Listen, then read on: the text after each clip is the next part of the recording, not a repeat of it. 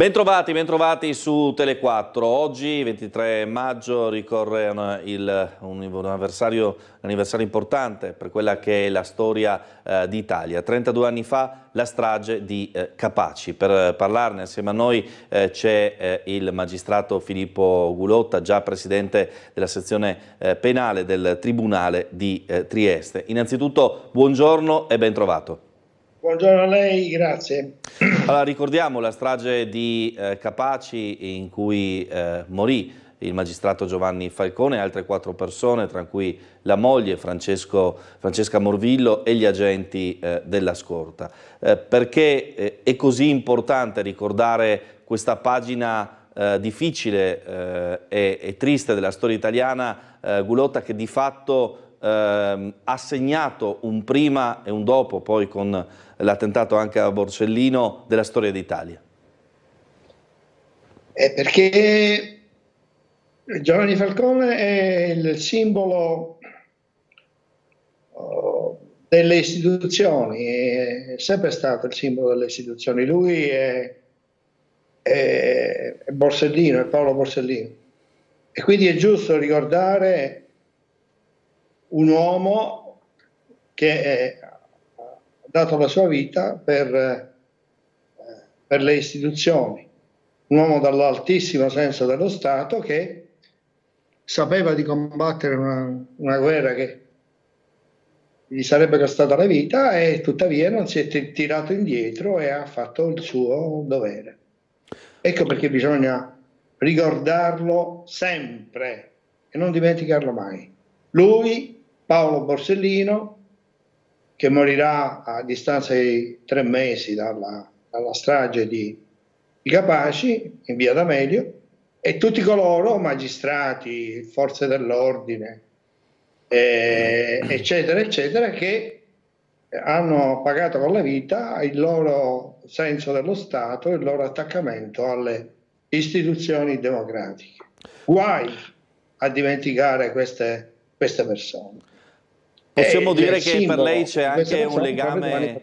Possiamo dire che per lei c'è anche un legame più forte, perché in qualche modo lei nasce dalla scuola di Falcone Borsellino. Io provengo dalla scuola di Giovanni Falcone. Io ho iniziato l'uditorato, allora si chiamava uditorato, dopo la vincita del concorso si faceva il periodo di tirocinio che si chiamava uditorato, a Palermo.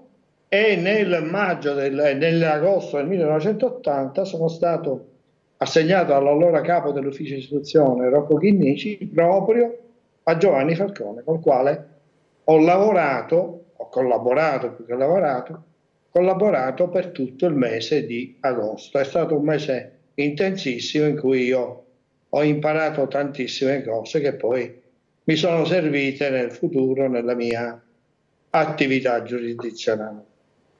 Cosa dobbiamo ancora scoprire, sapere di questa strage? Dobbiamo scoprire il terzo livello, che non si è mai scoperto. Ci sono dei segnali, degli indizi, ma ancora il terzo livello non si è scoperto.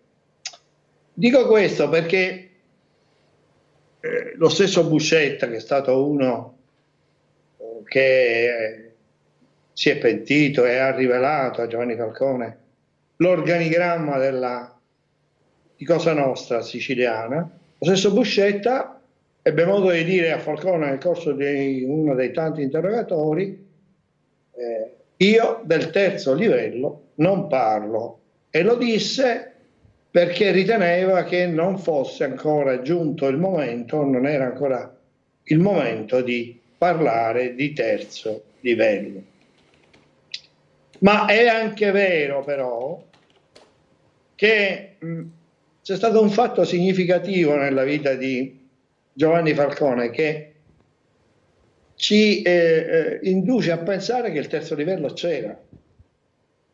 L'attentato alla Daura, che è avvenuto nell'estate del 1988, quando la mafia lasciò una borsa carica di tritolo di una discesa a mare della villa che Giovanni Falcone aveva preso in affitto a Mondello, all'Addaura, la zona dell'Addaura.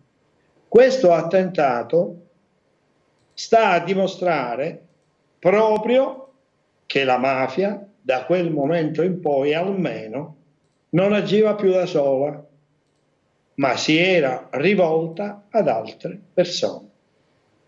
Giovanni Falcone le indicò e le qualificò come le menti raffinatissime, e certamente non potevano essere menti raffinatissime, con tutto il rispetto e anche senza il rispetto, quei mafiosi contadini che erano dei barbari più che altro. È vero che si dice contadino, cervello fino, ma insomma, fino ad arrivare a quel grado di finezza e di intelligenza che attribuiva Giovanni Falcone, ce ne passa.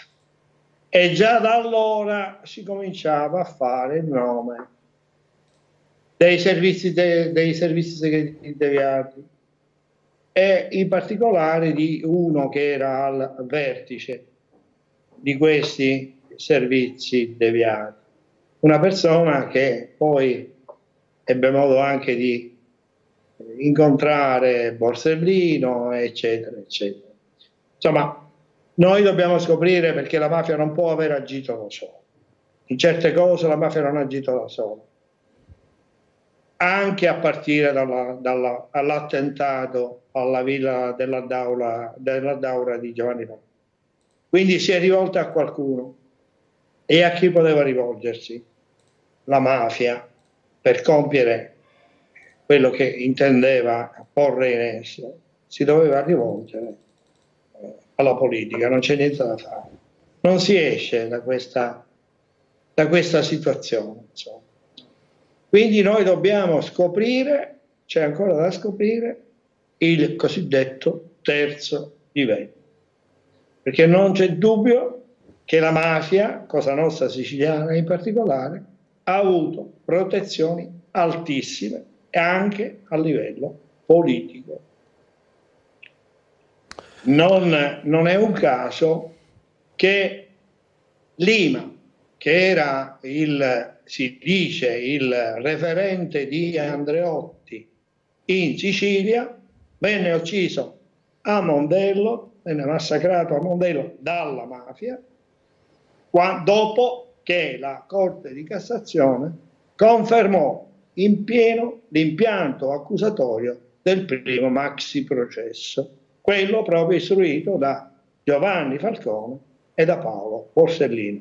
Ricordo che erano 475 gli imputati, molti dei quali vennero condannati all'ergastolo e altri a pene altissime.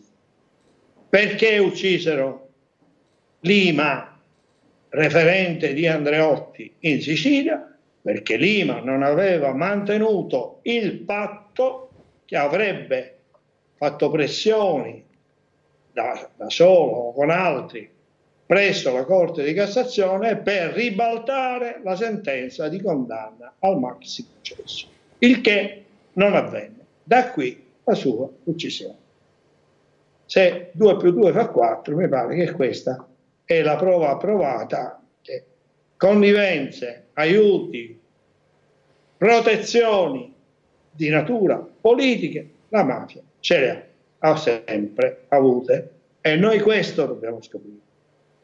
Questo è l'obiettivo che bisogna in questo momento, specie dopo l'arresto del latitante numero 1, cioè Matteo Messina Denaro, che è morto, specie dopo quel suo arresto, l'obiettivo, secondo me, che si pone ai magistrati inquirenti è quello di scoprire di quali connivenze, di quali aiuti, di quale protezione politica la Cosa Nostra siciliana ha potuto godere negli anni.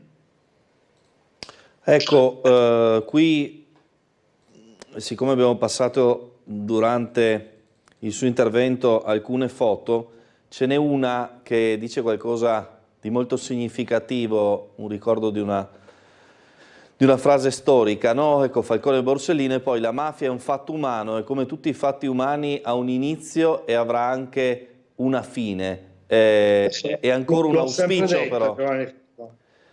È ancora un auspicio però. È ancora un auspicio perché bisogna essere, come dire, realistici, nel senso che è vero, Matteo Messina Denaro è stato catturato e insieme a lui sono stati catturati tutta una serie di personaggi che gli giravano, gli gravitavano intorno. Però è altrettanto vero che nonostante questo grandissimo colpo all'associazione mafiosa di Cosa Nostra, tuttavia Cosa Nostra non è finita, non è stata ancora sconfitta.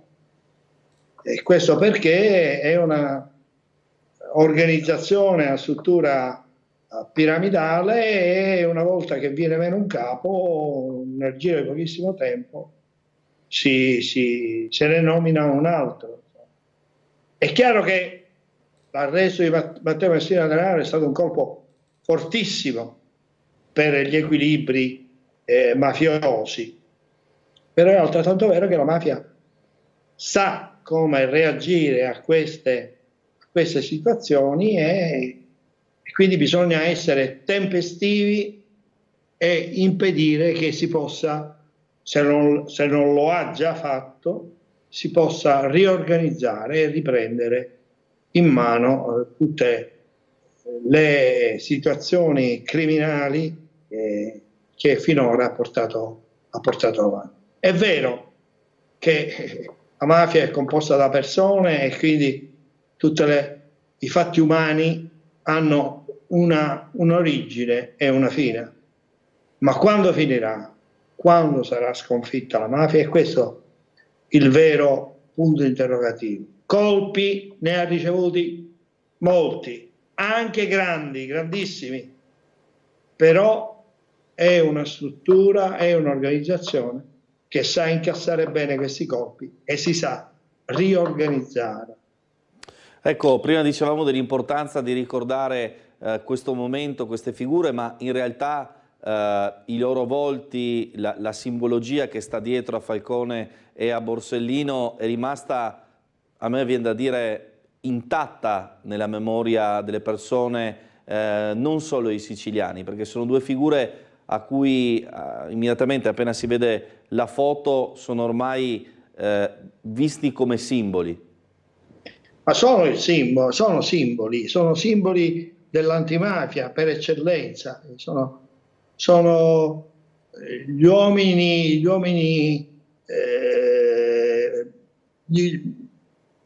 unici in questa dimensione giudiziaria, insomma. Ripeto, sono le persone che hanno deciso di dare la loro vita pur di far rispettare la democrazia e le regole istituzionali del nostro paese.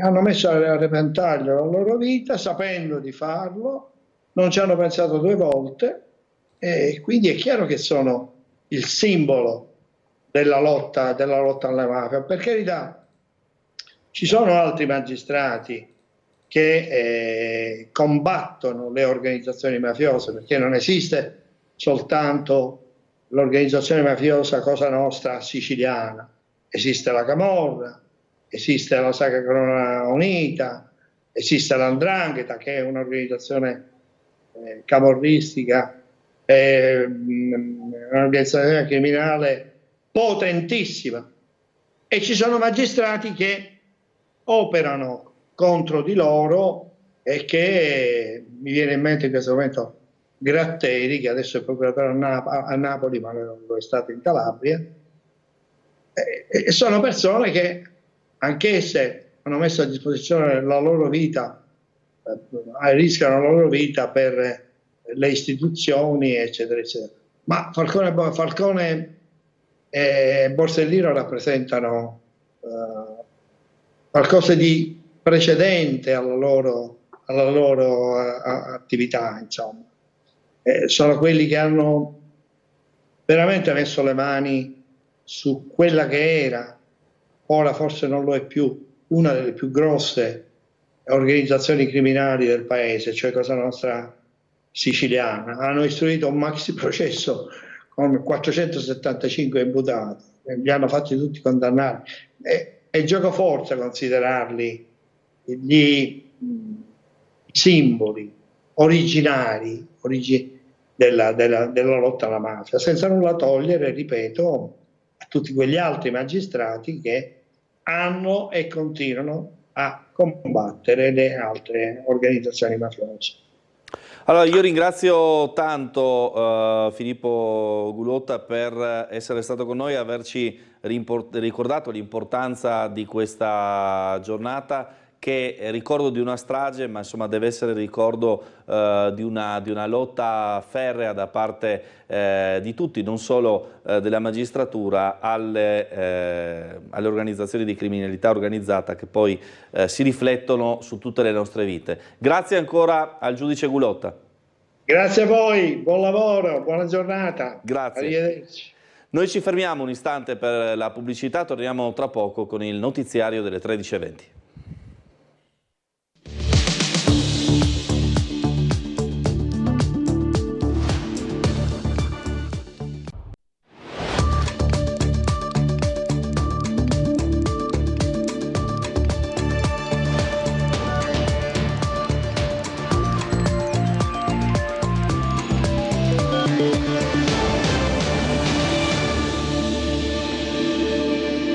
Bentrovati con una nuova edizione del telegiornale meridiano di Tele4. Cresce la preoccupazione tra i genitori degli studenti della scuola media Bergamas di San Giacomo dopo le ripetute segnalazioni e denunce di furti, rapine e pestaggi nei confronti di alunni e alunne all'uscita dell'istituto, ma anche nei vicini giardini. Questa la testimonianza di una mamma che si è sentita di parlare ai nostri microfoni, naturalmente a nome di molti.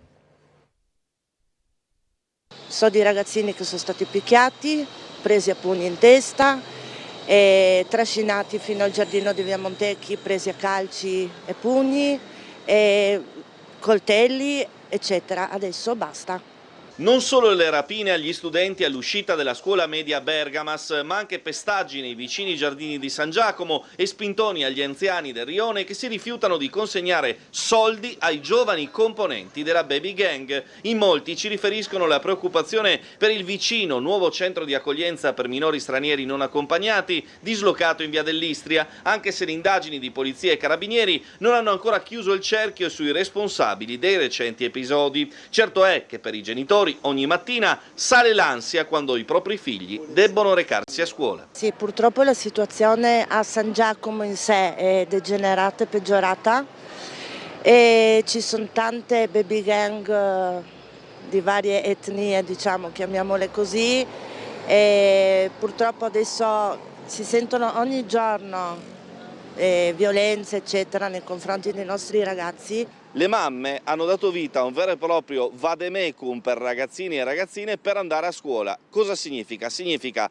niente scarpe di marca, niente giubbotti di marca o vistosi, nulla che possa attirare l'attenzione. In particolare non utilizzare il cellulare, lo smartphone all'uscita di scuola, perché questi sono i tre elementi che attirano l'attenzione delle baby gang che poi tentano di rubarli anche con la forza. Quindi non mostrare il cellulare, no scarpe, sneakers di marca, no giubbotti belli, vistosi, griffati. Vedremo se continueranno almeno per il momento a sorvegliare un po' la zona, almeno dalla Bergamas ai Salesiani, dove succedono sti fatti, e spero che qualcuno appunto si svegli. Certo, ovviamente da mamma è molto preoccupata. Sì, mia figlia non la faccio uscire praticamente più. Questo è. Purtroppo è pericoloso. Prendono di mira tutti. Ho sentito anche qualche adulto, se non gli dai una sigaretta, se non gli dai l'euro, quindi basta. Tutti ragazzi minorenni, tra l'altro. Sì, sono tutti minorenni. Allora, una notizia dell'ultima ora: un uomo di 53 anni residente a Villesse in provincia di Gorizia è stato arrestato dai carabinieri perché ritenuto responsabile di maltrattamenti ai danni della figliastra. La moglie invece, una donna di 32 anni di origini straniere, è stata denunciata anche lei in stato di libertà per analoga ipotesi di reato. Per la donna è stata ipotizzata la presunta condotta omissiva rispetto a quello che subiva la minore. Dai rilievi effettuati a seguito di un interrogatorio con la minore che ha segnalato la cosa alle forze dell'ordine, è emerso un quadro di maltrattamenti perpetrato dall'arrestato ai danni della giovanissima, spesso alla presenza anche dei due fratelli minori, nei confronti della quali sono state documentate con frequenza quotidiana violenze sia fisiche che psicologiche. Ne parleremo nel corso del telegiornale della sera. Al Teatro Verdi c'è una gazza ladra, purtroppo non si parla dell'opera di Gioachino Rossini, ma dei furti nei camerini degli artisti che a quanto pare vanno avanti da oltre 2 anni e mezzo. Umberto Bosazzi. Dei furti al Teatro Verdi nei camerini degli artisti, mentre cantanti, musicisti e danzatori si trovavano in scena, si parlava da tempo, da un paio d'anni come minimo. Tanto che in molti si erano convinti a portarsi appresso e depositarli in quinta, magari all'interno di uno zaino, valori ed oggetti, laddove da qualche mese si erano intensificati i controlli per accedere al teatro quale misura precauzionale. Di fronte a tutto ciò, la fondazione stessa a gennaio aveva sporto denuncia contro ignoti. Le indagini del commissariato di polizia di San Sabba hanno individuato una dipendente del teatro denunciata in stato di libertà per furto in attesa dell'udienza davanti al giudice per le indagini preliminari. Gli investigatori avevano individuato immediatamente una serie di dettagli che li hanno portati a concentrarsi su una figura interna al teatro. Poiché i furti si verificavano mentre gli artisti erano impegnati durante le recite o durante le prove, giocoforza doveva trattarsi di una persona a conoscenza di orari, abitudini e meccanismi, certa che in determinate circostanze nessuno potesse entrare nei camerini e senza destare sospetti se presente nei corridoi del teatro.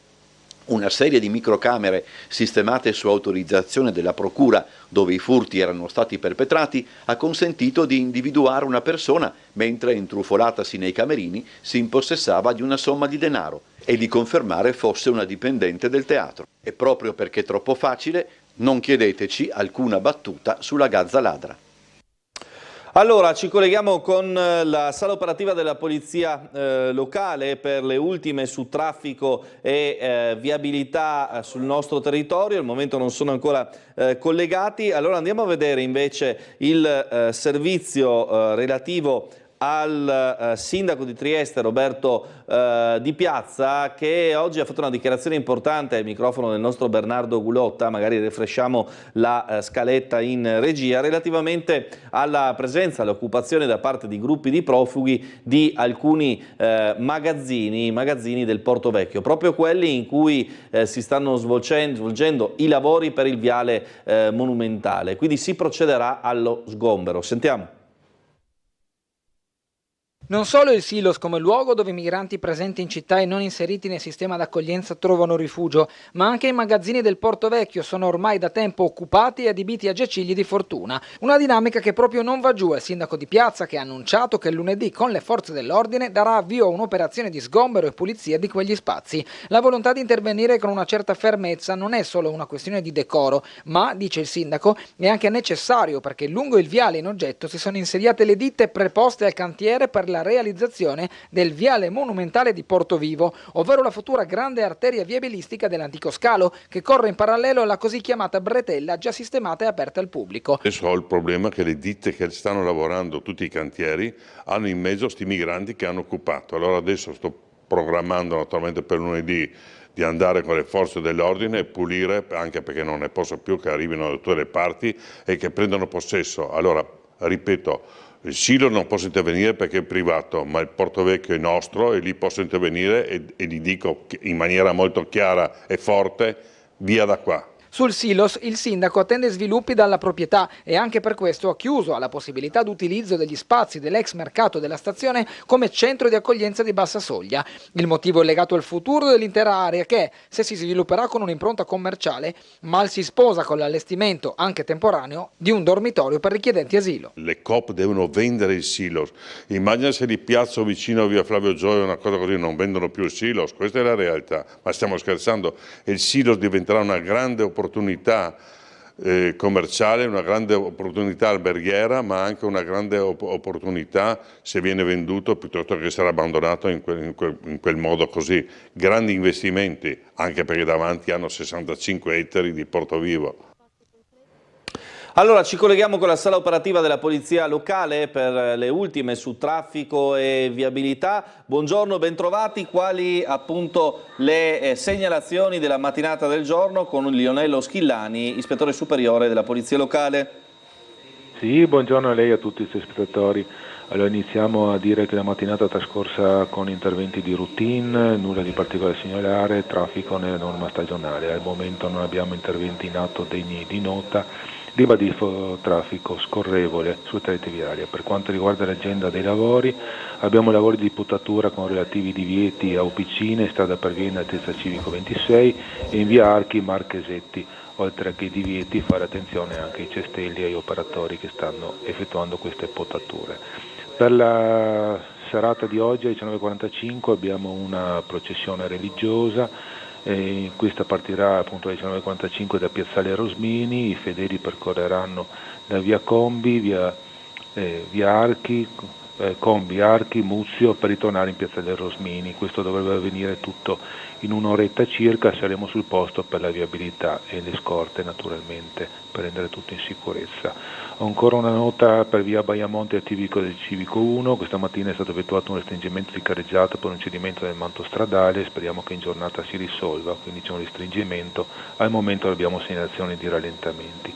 Raccordo ancora che ci sono lavori sia in raccordo autostradale 13 che nella grande viabilità triestine con salti di carreggiata e restringimenti, quindi fare attenzione a questi cantieri che inizieranno oggi e si protrarranno anche per gli altri giorni con eventualmente chiusura dei svincoli, saremo più esaustivi nei prossimi collegamenti. E ancora mi preme ricordare che domenica ci sarà la manifestazione dei Fanti qui a Trieste, raduno, e quindi si avrà la chiusura delle rive, quindi andrà a impattare notevolmente. La chiusura avverrà dalle 7:30 alle 14 da via Milano a Mercato Vecchio. Sono già posti i divieti che entreranno in vigore sabato sera e saranno in vigore per tutta la giornata di domenica, quindi fare attenzione. Per la giornata di domenica appunto ribadiremo questa chiusura delle rive dalle 7:30 alle 14. Inoltre domani arriva la nave, anche qui l'interdizione dell'area di sosta della stazione marittima, che da domani fino a lunedì 27 non sarà fruibile dai cittadini, quindi anche lì sarà una carenza di parcheggi in zona, quindi fare attenzione. Altre cose al momento non ci sono, restituire la linea. Grazie ancora. Proseguiamo parlando della decisione di chiudere per altri 6 mesi, di prorogare i controlli ai confini con la Slovenia per altri 6 mesi. Decisione presa ieri dal ministro Piantedosi, ne abbiamo parlato nel telegiornale, risentiamo i dettagli. In seguito ad una telefonata intercorsa fra il ministro degli interni Matteo Piantedosi e il suo omologo sloveno Boštjan Poklukar, i controlli di polizia ai confini fra Italia e Slovenia saranno prorogati di ulteriori 6 mesi. Il Viminale lo ha reso noto quest'oggi. La decisione, attesa anche dopo un pronunciamento del ministro degli esteri italiani, è stata concordata anche in seguito all'innalzamento del livello di attenzione in relazione alla presidenza italiana del G7. Le modalità di controllo, ha fatto sapere il ministro Piantedosi, saranno attuate in modo da causare il minor impatto possibile sulla circolazione transfrontaliera e sul traffico di merci. La volontà del governo italiano, è stato ribadito, è quella di condividere soluzioni efficaci che consentano il ritorno ad una circolazione libera e sicura. Gli uffici tecnici, sottolinea lo stesso ministro, lavorando nella direzione più giusta, hanno costruito un modello di cooperazione virtuoso ed è in programma a breve una nuova riunione trilaterale fra Italia, Slovenia e Croazia. Una ventina di studenti che si sono mobilitati con tende e striscioni pro-Palestina hanno passato la notte accampati in Piazzale Europa davanti all'università, la sede centrale di Trieste. Vediamo il servizio precisando che non hanno voluto parlare davanti alle telecamere. Hanno passato la notte qui un gruppo di circa 20 studenti all'interno di 9 tende che vedete alle mie spalle nella parte destra dell'edificio di Piazzale Europa, all'esterno ma in una parte al coperto ovviamente per proteggersi dalla pioggia. E la mobilitazione pro-Palestina promossa da un gruppo di studenti che avevamo già seguito in precedenti manifestazioni che chiedono lo stop degli accordi tra l'Università di Trieste ed Israele e più in generale protestano per le ragioni della Palestina. Come vedete si sono organizzati con tende, cibo, la possibilità anche di farsi da mangiare, sono stati appesi alcuni striscioni con le scritte stop al genocidio e intifada studentesca. La mobilitazione era già iniziata ieri con un primo sit-in, una protesta fuori appunto dall'edificio di Piazzale Europa, quindi si proseguirà ad oltranza, vedremo quali saranno le decisioni anche poi con il confronto che credo gli studenti avranno con il rettore dell'Università di Trieste. Un nuovo centro di logistica integrata è stato inaugurato oggi da BAT Italia all'interno dello stabilimento di Bagnoli della Rosandra in collaborazione con l'Interporto. Laura Bucarella.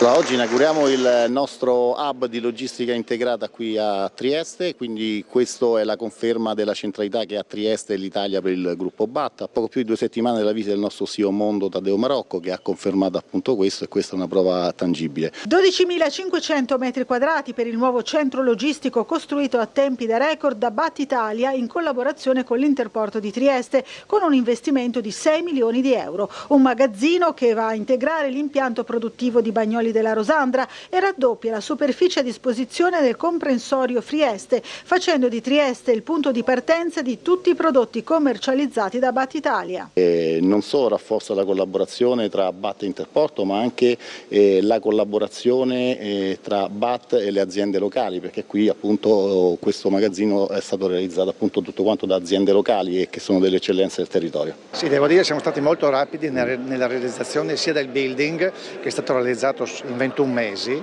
e bisogna dire che già dopo 13 mesi BAT è riuscita già a fare la prima linea di produzione, mentre questo magazzino siamo riusciti a realizzarlo in 8 mesi.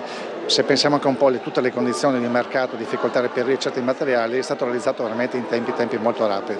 La struttura inaugurata oggi è un grande magazzino per lo stoccaggio e la gestione dei prodotti finiti e delle materie prime, nel quale transiteranno prodotti destinati sia al mercato italiano sia ai mercati esteri, accorciando la filiera distributiva. Nella nuova struttura è previsto l'impiego di 10 nuovi lavoratori. Quanto alle prospettive per il futuro, da parte di BAT si sottolinea il rispetto e pure il superamento degli obiettivi iniziali. Il progetto prevede appunto questo investimento di $500 milioni in 5 anni e quindi siamo nel pieno del viaggio e stiamo rispettando gli impegni, quanto meno in metri quadri siamo impegnati a costruire 20.000 metri quadri, l'abbiamo ampiamente superato, quindi per quanto riguarda i posti di lavoro, i 600 più 2.100 indiretti, anche qui stiamo proseguendo, ovviamente man mano che attiviamo le nuove linee produttive, quindi si procede con le assunzioni.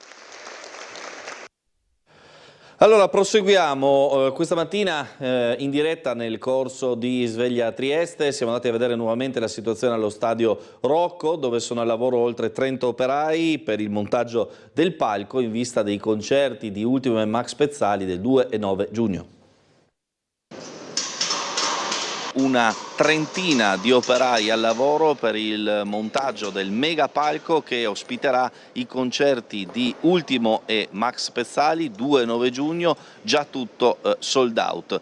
Gran lavoro da parte delle maestranze per il montaggio della parte interna del palco che ospiterà i 2 concerti. Con una gru vengono posizionati i vari settori che andranno poi a creare le torri laterali del palco, palco che ospiteranno anche i megaschermi. Grande attesa naturalmente per questi eventi che consentiranno a Trieste di vedere nuovamente 25.000 persone allo stadio per la doppia tappa e il doppio evento. Ovviamente tutto ciò è stato preceduto dalle polemiche relative a quanto successo l'anno scorso con i Maneskin, ma come vedete oltre al palco lì sotto c'è una copertura molto importante dell'infrastruttura che viene montata su un quarto di campo, che dovrebbe consentire tra l'altro di danneggiare in modo minore il manto erboso, che comunque poi verrà completamente ripristinato a brevissima distanza dalla fine degli eventi, in vista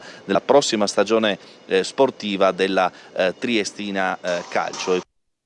Ci fermiamo un istante per la pubblicità, tra poco parliamo anche di teatro con un importante evento in vista dell'anno prossimo a Rossetti.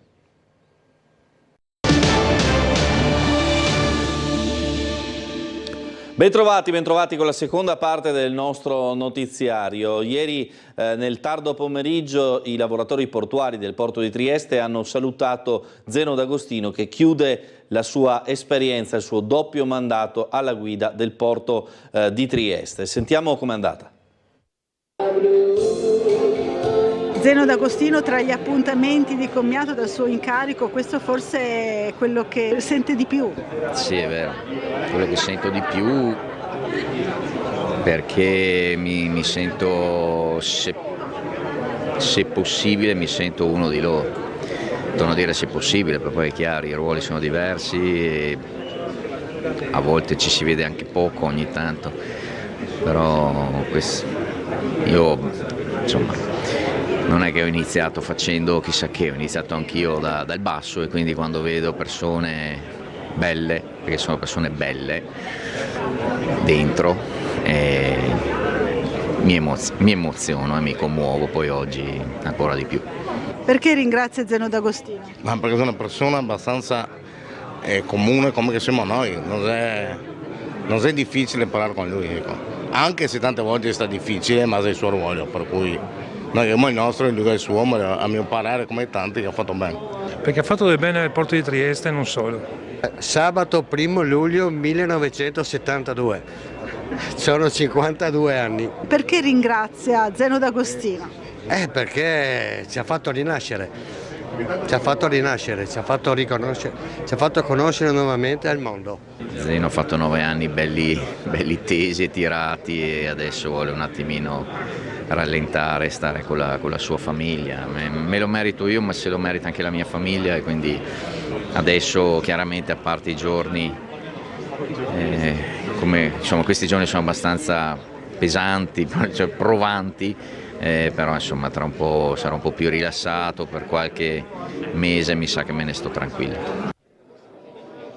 Allora andiamo a vedere invece il grande evento della prossima stagione del Teatro Rossetti di Trieste, che per una volta non riguarda il teatro e la prosa, ma la musica, con i Wiener Sinfoniker direttamente da Vienna nel teatro di via Rossetti.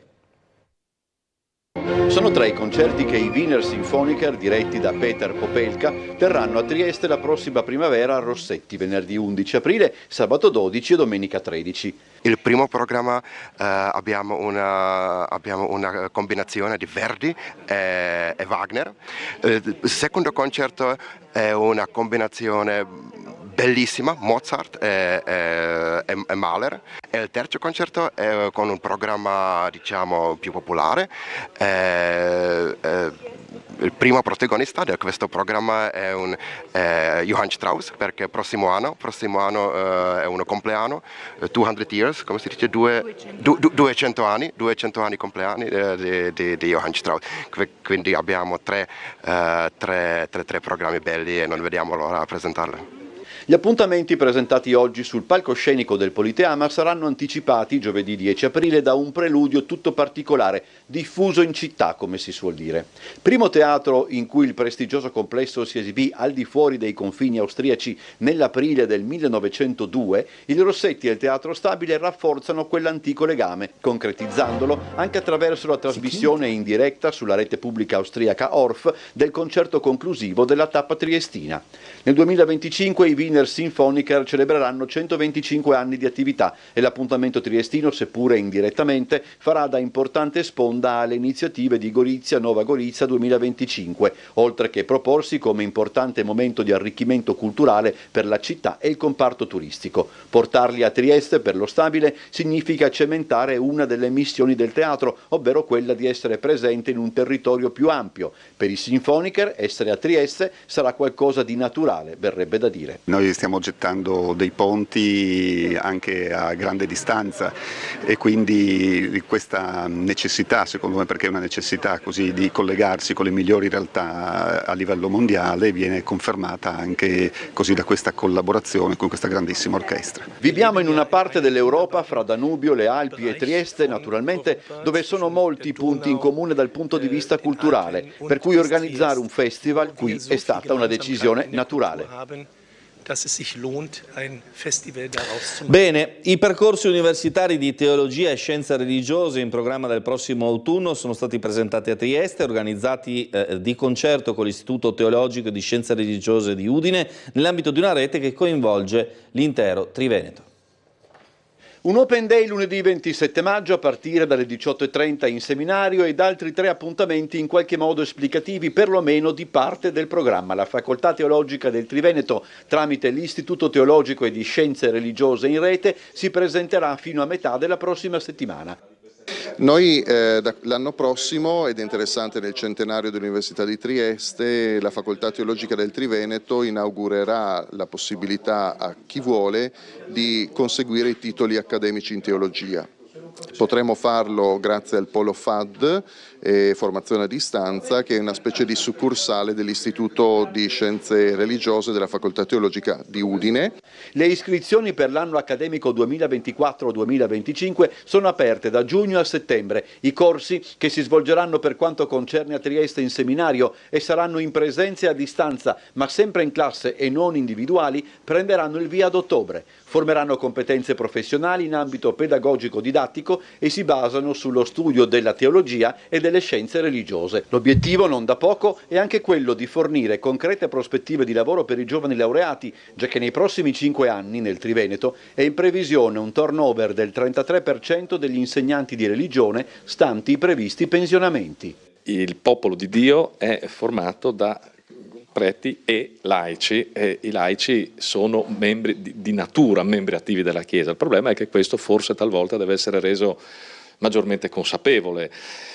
In qualche modo la carenza di clero può essere vista certamente come un problema, ed è un problema, però in un certo senso ha fatto emergere anche molte energie che non credevamo di avere proprio nel laicato, e di conseguenza la necessità e anche il desiderio di una qualificazione sempre migliore di queste persone. Il vescovo di Trieste Enrico Trevisi, impegnato a Roma in una serie di riunioni della Conferenza Episcopale Italiana, ha sottolineato in una lettera il valore del percorso favorito dall'Istituto. Abbiamo bisogno, si legge, di formazione, di una fede pensata, di una speranza che rischiari le sfide da affrontare con prontezza e di una carità generosa, gioiosa e coraggiosa. Contestualmente è stata annunciata per sabato 25 maggio alle ore 10 in cattedrale a San Giusto l'ordinazione presbiteriale, presieduta dal vescovo, di 4 diaconi, uno proveniente dal Ruanda, uno dal Benin e 2 italiani, che presteranno il loro servizio nelle parrocchie della diocesi di Trieste. È tutto per questa edizione del nostro telegiornale. Vi rimando naturalmente a questa sera 19:30. Restate con noi.